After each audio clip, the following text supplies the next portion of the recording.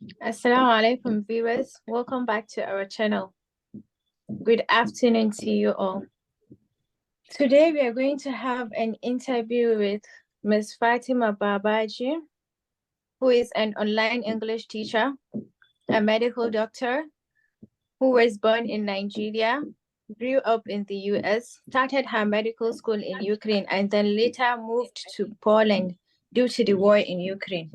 We are going to be talking about the issues of racial discrimination, her life as a Nigerian living abroad, and then the significance of having female doctors in the society. Inshallah. Thank you. Thank you very much, Aisha Jiga. And this is our second episode with Aisha Jiga. Remember our viewers, the first one was Rukaiya Al-Fazazi Abdulnami who lives in Taiwan. And so, Fatima Babaji, thank you very much indeed for coming on the show. Thank you for having me. I'm not a medical doctor yet. I'm still an undergraduate student. Just need to clarify this, not to confuse your viewers. Thank you for having me. I'm glad to be here. Nice to have you on the show. Briefly explain yourself to our viewers, please. Oh, okay. My name is Fatima. I am a medical undergrad, also an online English teacher. Currently, I live in Abuja, but I'm from the I'm from Nigeria. I'm from Bauchi, but I grew up in the United States, and I studied medicine in Ukraine, and I'm finishing my studies in Poland currently. What else can I say? I don't have much of a background. I don't work yet professionally under my degree. Not much to say, but this is my general background. Thank you. Ma'am, why have you studied medicine? And what is your future ambition in the career, in the medical career? Well, actually, I initially started studying medicine on the advice of my parents. Never really had the passion for it, but now I think I'm going to pursue the path of public health and administration. Maybe I can use this medical degree to help the community. I do like giving back and being more involved. So maybe I'll go into public health and administration, or maybe I will go into psychiatry. I don't know just yet, but I'm hoping to do something I like with this degree. Okay. So do you want to work in Nigeria or abroad? Do you want to work maybe in Poland or Ukraine or US? Oh, good question. Actually, I don't see myself working in Poland. I don't see myself working in Europe. It's not home. I can't consider it home. Home would be where I grew up or something here. I don't know, but working as a doctor in Nigeria is no easy task. It's not an easy task. So I don't really envision myself doing that either.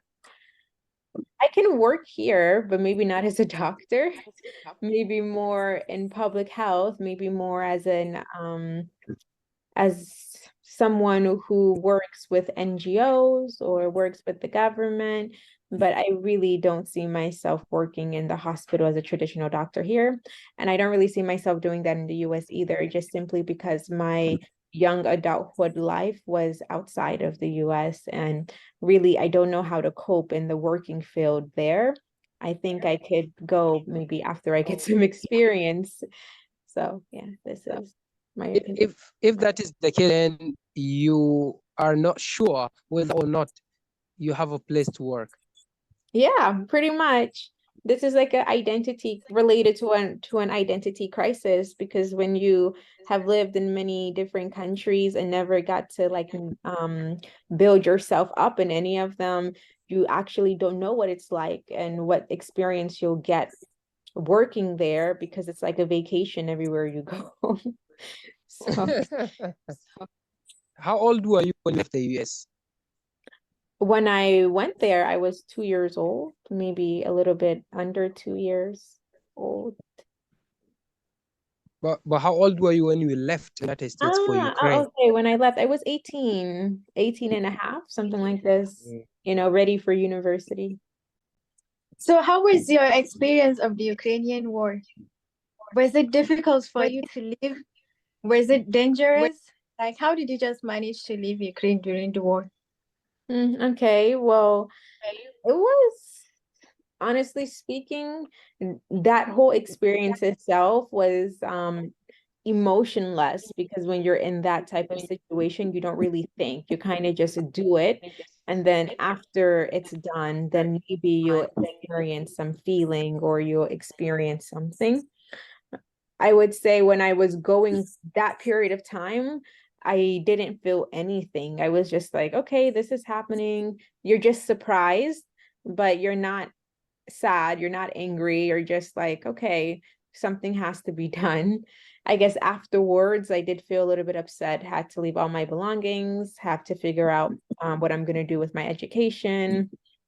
But it was not as dangerous as it became later on. The beginning was very soft. I hate to say soft, but let's say it wasn't as intense. The fighting between the two countries were not as intense as it became later on. So it wasn't as dangerous. It was a little bit spontaneous, a little bit unorganized, but everyone that I traveled out with was safe. We were safe. So Alhamdulillah. So that means it wasn't that difficult for you to leave. yes, it was difficult. The method was difficult. You know, the borders were open for, how do I say it? The neighboring countries open their borders, so you can get there anyhow, by foot or by train or by car, but you couldn't fly. So that was the thing. I lived in the east and I lived closer to Russia, so it was kind of like a hot zone. So the only way to leave was through the west, where the friendly countries opened their borders, because of course Russia didn't open their borders. So I had to get from east to west using a train. Finding a train was a little bit difficult. All trains were free, but it was just more like the space, because the train stopped at every station and a lot of people would get on and everyone was smushed. It was really crowded. It wasn't difficult to leave in terms of you could go anywhere, but it was hard to get to those destinations. Lots of traffic, lots of waiting at the borders, things like that.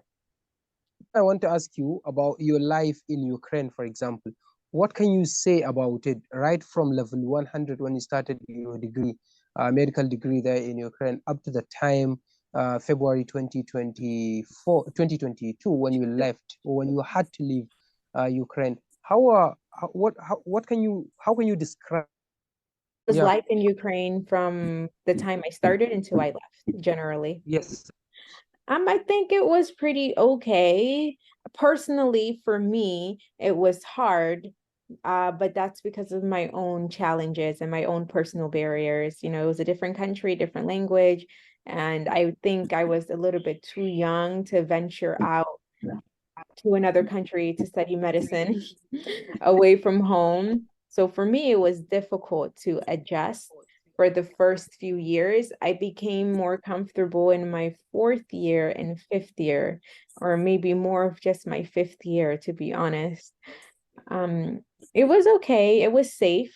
It's a very safe country. It was a very safe country, very affordable and very fun if you weren't shy. Like I said, I was kind of shy, hard for me to adapt. So it was challenging. For my personality type, I don't think it would have been easy to move to any country and study something like medicine as young as 18 years old. So Okay. That means you left your Ukraine in your fifth year?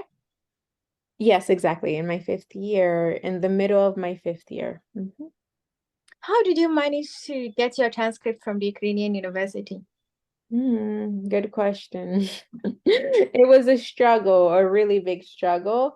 Oh my God, it's a long story, and I don't want to say any names, but it involved a lot of people promising things that they did not keep. But long story short, my landlord was very helpful, and he isn't allowed to leave the country. Ukrainian men are not allowed to leave the country, so he helped me get my transcript. He was still in the country and still in the town, and I had to write a power of attorney to give him a power to receive my documents, and then he sent it to me in Poland, and it was really fast, it was really easy. Just it took a long time because I had trusted an individual to do it for me at first, but basically I was scammed. Long story, it was a horror story actually. And but eventually I got my documents. Actually, I will say that I'm supposed to be a graduate by now, but very unfortunately, because of the whole scandal, because of the whole scam, there was a delay in getting my documents. And because of that, I was unable to take my final examinations to give me permission to be a doctor. I wasn't able to receive my degree because I missed an exam, because I wasn't able to submit these important documents. So now, alhamdulillah, the documents are with the school, thanks to my landlord, and I will write this exam in February, inshallah, and everything will be okay. Okay. Congratulations. Wishing you the best of luck. Thank So, you. Thank you very much. tell us about your primary and secondary schools. Can I let me think.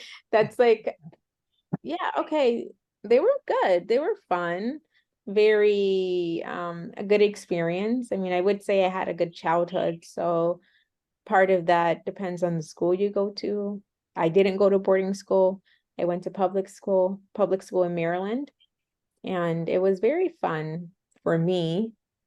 I mean, yeah, every child has some bullies, some conflicts, but generally, I think my experiences um have contributed to the person I am today, and I'm kind of okay with it. I'm not in need of therapy or something, or maybe I am, but I'm not crazy is what is what I want to say. I'm not crazy. Are you saying that you went through hell?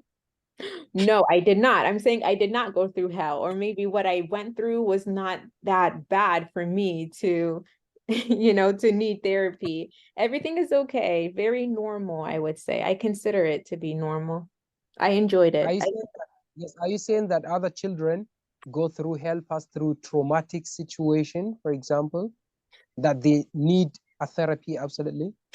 I mean, yeah. Yeah, absolutely. And I'm comparing Nigeria to America when I say here. I mean, the schooling system here terrifies me a lot. I'm very judgmental and very critical of the schooling system. I hate boarding school, the idea of boarding school, especially here. I hear horror stories, okay? This is just my opinion based on what I hear, because I've never attended one. So when I compare these stories that I have and stories that my colleagues have, it's completely different. And I'm just like, this is insane. So maybe you need therapy because you can't be normal after going through all of that. So this is where I'm coming from. What about the boarding system in America? Is it the same as that of Nigeria? No, I don't think so. What I understand about the boarding school system is that boarding school in the US usually are used for two reasons. Like there's a stereotype that if you're super rich, you go to boarding schools in like Switzerland or some European country. And the second stereotype, or the second idea, is that you go to boarding school if you're troubled, if you're conflicted child, like a bad boy, bad girl, and you need some discipline. So it's like discipline boarding schools or super expensive rich boarding schools. We have private schools, which are like in the middle for just people who want better quality education or something specific, but people don't tend to send their children to boarding school like they do in Nigeria. It's not normal to just, okay, go to boarding school. No. Yeah. Okay. So, what are the similarities and differences between studying in Ukraine, Poland, and the US? It's hard for me to compare because I didn't okay, well, I did attend some university classes, some college classes in the US, but I didn't attend a full course. How can I compare? Well, I would definitely say the system in the US is more free. You're an adult, you make your own decisions, and you are accountable for what you do. You know, it's on you. But when I was in Ukraine, they forced they forced us to go to classes. Like if you don't go to class, you have to pay. Like, oh, you're absent, you need to buy a slip to give to your professor so they can excuse you, so you can take your exam, and then you have to make up um your assignments or whatever you missed. So it was more like it was very hard to fail, yes, because you have multiple opportunities to redeem yourself. But at the same time, you weren't allowed to just say, okay, today I don't want to study. No, you must go, or you pay and you make up the assignment. This is the biggest difference. In the US, if you fail your class, if you don't go, the teacher will give you an F and you have to pay to take the class again. You are responsible. This is the biggest difference. Also, socially, there are no social activities. Okay, there are social activities, but they're not as prominent as they are in the US. I think in the US, having sororities, clubs, sport teams, all of these extracurricular activities help the reputation of the universities. But in Poland and Ukraine, it's like, okay, these things are not so strong. There's no strong culture of this in Europe, I think, of sororities or clubs or external extracurricular activities that aren't related to academics to help with your hobbies or your development outside of academics. So that means you were also forced to attend classes in Poland? No, not as it was in Ukraine. I believe the Polish system is a little bit different. But then again, I was only there for 1 year, so I can't have a deep feeling to compare these two systems too much. Okay. Okay. What are the major challenges you face as a medical student? Lack of patient interaction, lack of physical experience, technical experience. I was a third year student. I was in my third year when COVID happened. So yeah, we stayed at home, and then we had online classes for fourth year. Fifth year was on and off. It was only in my sixth year that I actually went to a hospital. But then again, I did attend university in a foreign country whose language I'm not fluent in. So talking to patients is always a hurdle. These are the challenges. And I could come back home to practice. I could go to another country, but I would say that the curriculum and what you see in the hospital don't necessarily match. So it's not that helpful for your exams in school, but it's good for your personal experience. Okay. So, between the US, Poland, and Ukraine, which is the most racist? Poland. What happened? Why did you say that?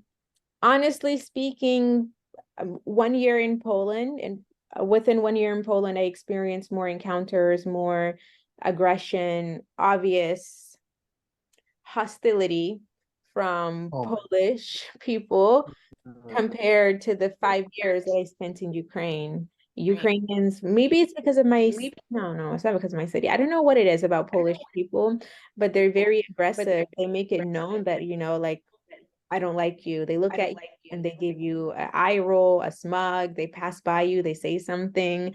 But in Ukraine, they just didn't care that you were there. They're like, okay, you're here, unless like you make trouble or something. But I think Polish people are maybe nationalists, like they're very pro Poland, and maybe their government also promotes them to be pro-Poland. So they are just a little bit rude, disrespectful, but it may just be something about Eastern Europe, because when I was in Hungary, it was the same thing.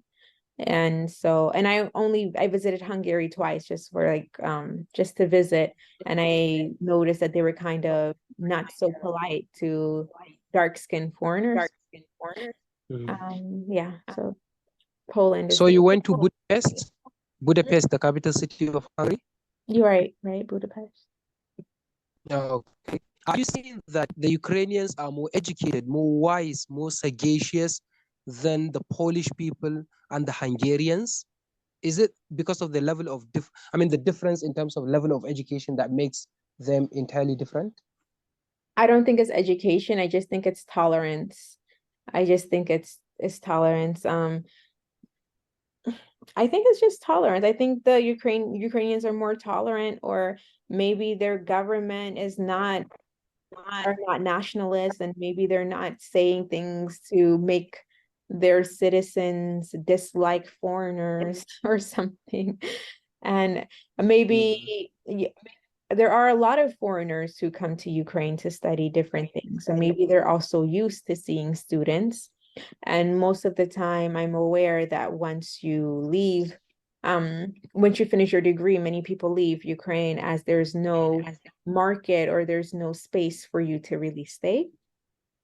However, in Poland, I really don't understand it, because Poland is in the EU. A lot of them travel, and it's just kind of unbelievable why someone would face more hostility there than in Ukraine. I didn't understand it either. I really didn't, but that's just the truth. I mean, my experience.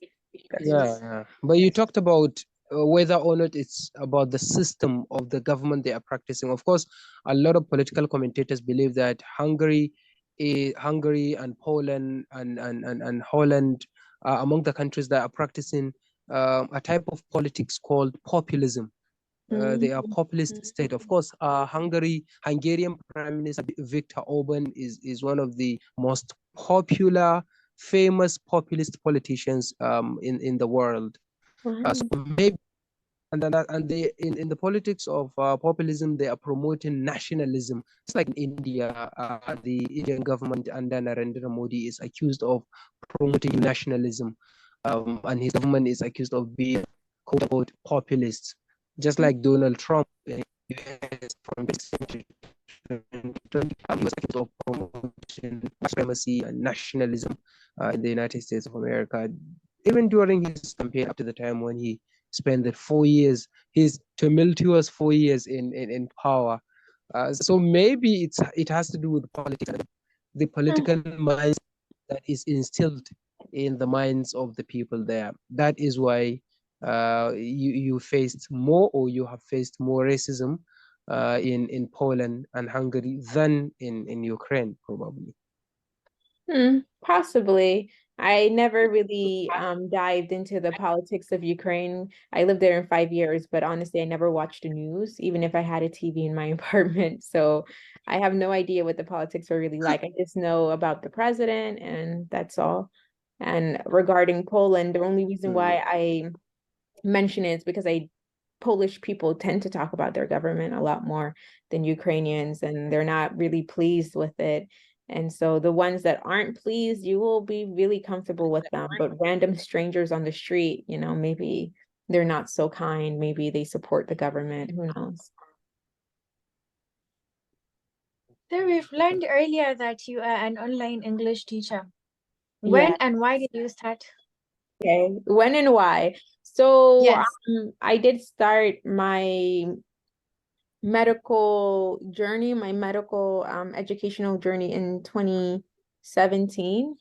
Prior to that, I was working, I think, for about a year and a half, something like this. And I was used to having extra money. It's quite normal in the US to work after the age of 16, McDonald's, whatever, small jobs, it's normal. And so I came to Ukraine and I was like, okay, I have my savings, and I noticed my savings started to dwindle and I really needed a job. But then I was fast aware that the system here is not like the system in the country that I was used to. Working here at a young age, maybe it is encouraged, but not for foreigners. You know, the US is a very industrial place. It's a very economic place. You can find a job quite easily. So, but in Ukraine, it's not the same. And even if they have McDonald's or fast food restaurants, to get a job there as a foreigner, close to 0%, especially as a student.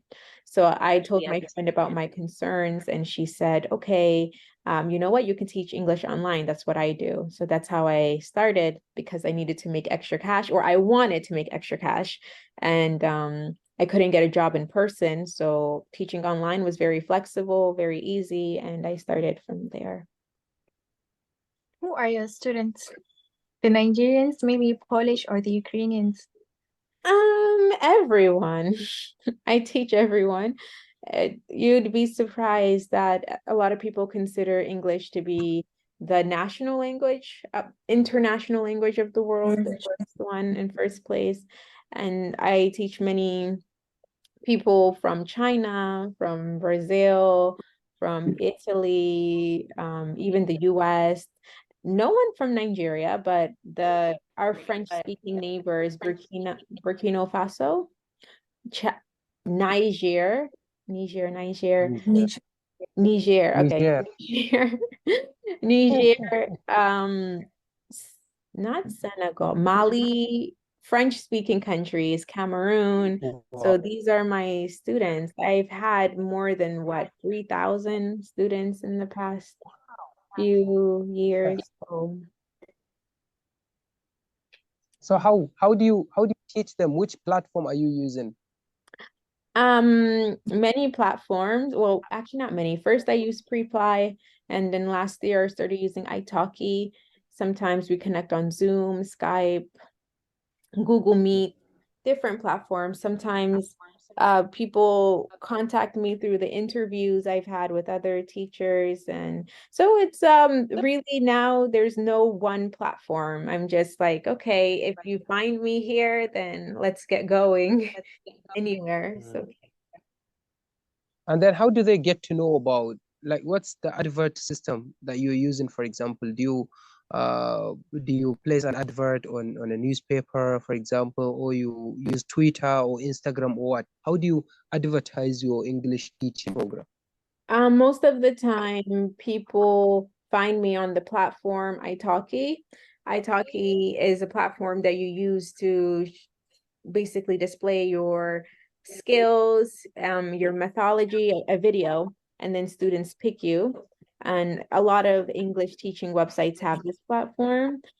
I also apply for companies that will give you students, but that was in the past. So if you have students from those companies, they tend to follow you and they can suggest people to you, and then you guys connect on social media.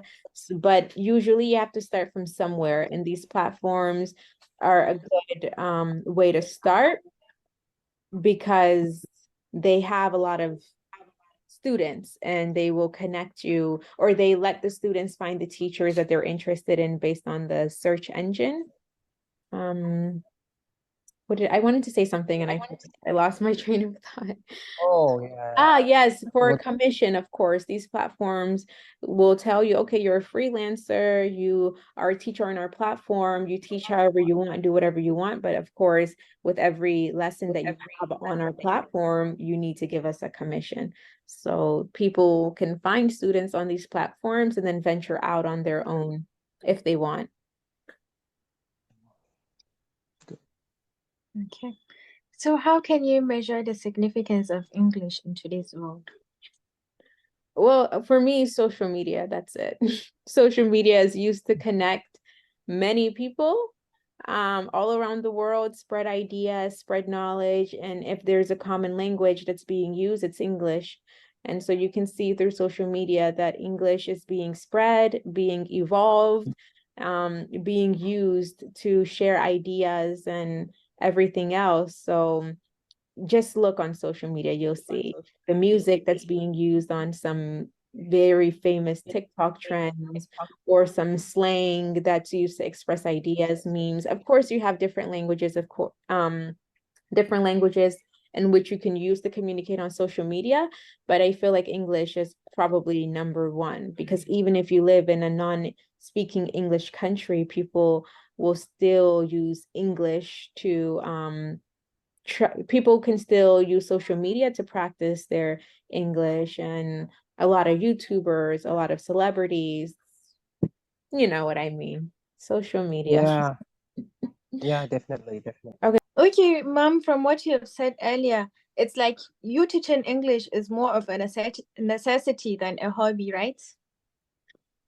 I guess you can, it's not a necessity, honestly. I don't need to do this, but I like doing it, and it's a good use of my time, I guess. I'm not doing anything, so why not meet people? I learned so much through meeting different people, help people, and enjoy it. You know, I was living in a country where I felt too shy and too shy to be outgoing. So I meet people online. I feel like I traveled the world, you know, so it's fun, and you earn a little bit. I mean, it's not like, it's nothing that I would earn as being a doctor, but you know, it's quite okay. It's extra. It's fine. I think it's more of a hobby nowadays. Maybe before I started it, it was really hard for me and I thought it was a necessity, but now I enjoy it. It's really okay.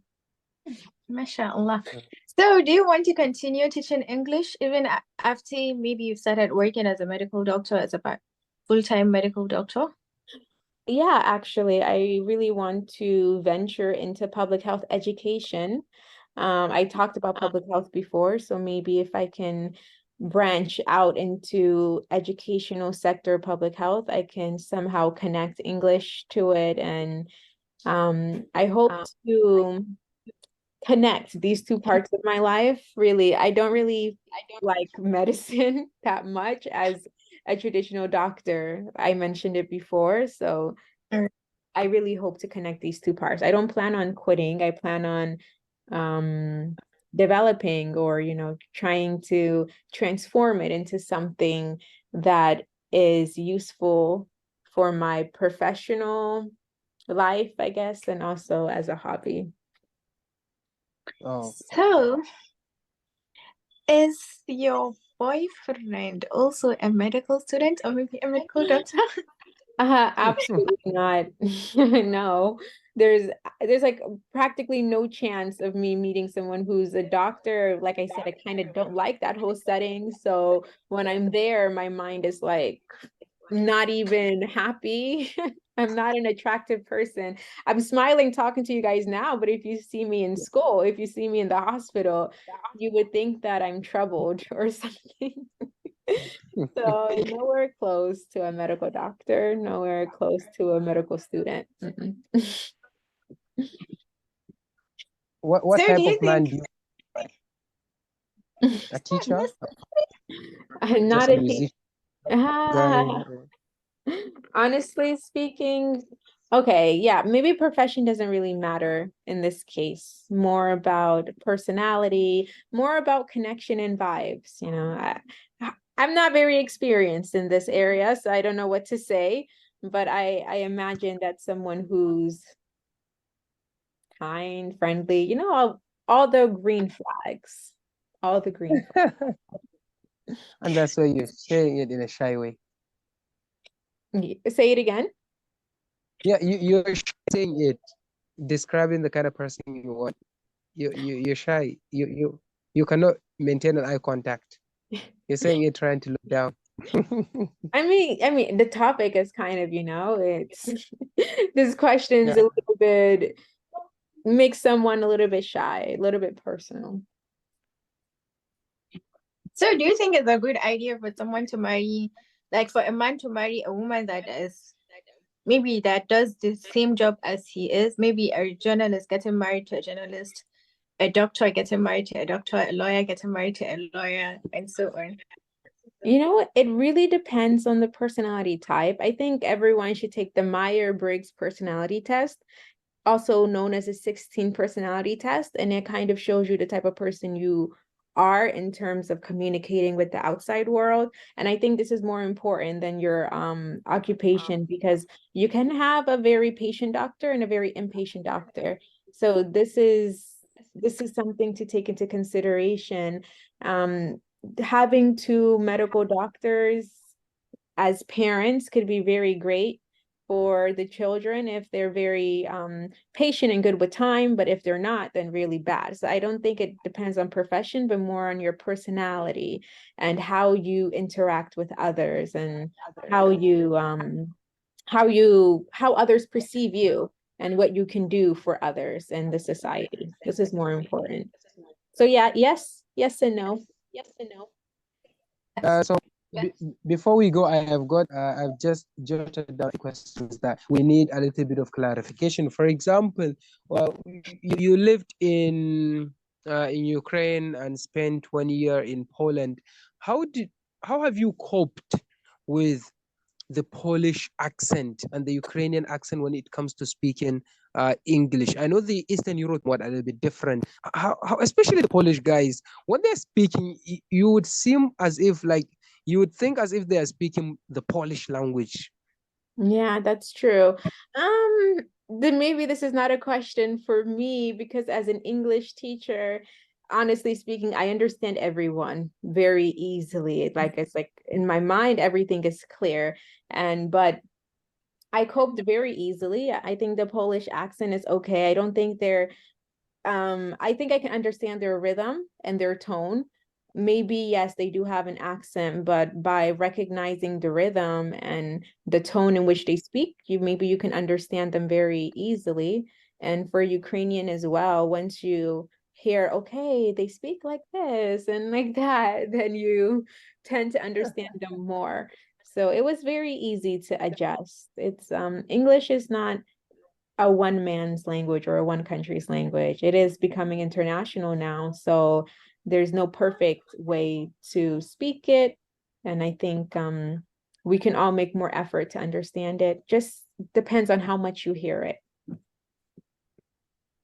Do they give you a kind of important recognition when they hear that you are speaking American English, for example? Because when you go to the Southeastern Asian countries like China, Japan, South Korea, and even Taiwan, they value someone with an American accent.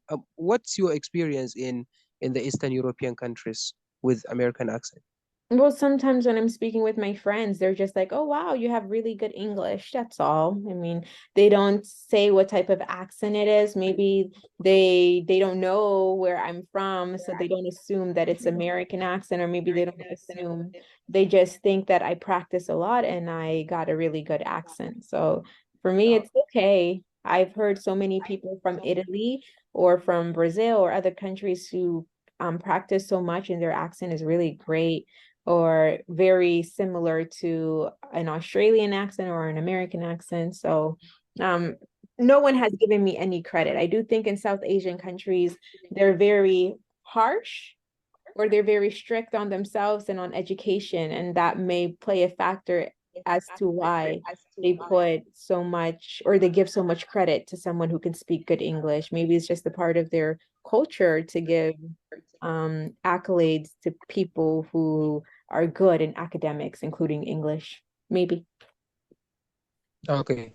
A little bit back to the beginning of the conversation when you started talking about you becoming a doctor after you finish your university. A lot of parents have do invest so much hope and interest in their children, especially female children, when they are studying medicine, to come out as gynecologists because of the issues that we're facing. Men are so jealous to take their wives to the hospital only for a man to check them, for example. And that is why they encourage their female daughters to go out and study medicine. Aren't you interested in becoming a gynecologist so that you can help the society? As you said, you would like giving back to the community. No. Absolutely not. I'm not. I mean, yeah, reproductive medicine, family medicine is interesting, but becoming a gynecologist, no. In terms of giving back to society in this way, it sounds, I don't know. I'm kind of conflicted because a doctor is a doctor and gender should not matter. I understand the concerns, but it seems a little bit trivial compared to the bigger problems in hand, but understandable. I understand, but for me, it's like, okay, it's not really up to me to solve this personal feud of someone being afraid of being touched by a doctor who's a male or their wife being touched by a doctor who's a male. It's not in my mental scope, but I don't understand why. Different culture, different upbringing, things like that. Yeah, but don't you think one medical doctor can make a difference? Just like what Malala Yusuf said, one teacher, one pen can make a difference, can change the world. Yeah, that's absolutely true. It's right. That's correct. We all can make a difference. In this case, we should all become doctors. Um, I understand where that statement is coming from, really. But it's not up to one person. Now we get into philosophy. It's not up to one person to save the world. We all have a responsibility and we all can contribute in different ways. Maybe as a person who works in administration, I can make laws or help implement laws that make it safer or easier to get the surgeries that you need. So it's we can all help in different ways. Yeah, of course, I really agree with you. One last question before we go. I am an English teacher and we teach English, like mostly to adults. What advice would you give to me and my fellow English teachers, my colleagues, my friends on how to use modern technology in order to improve our teaching and make the English that we teach to our students effective? I would say living in a country like Nigeria, English is already widely spoken. I would say the best way to use technology, tell them to get online, tell them to comment in English, tell them to listen to poems, to more artistic forms of English.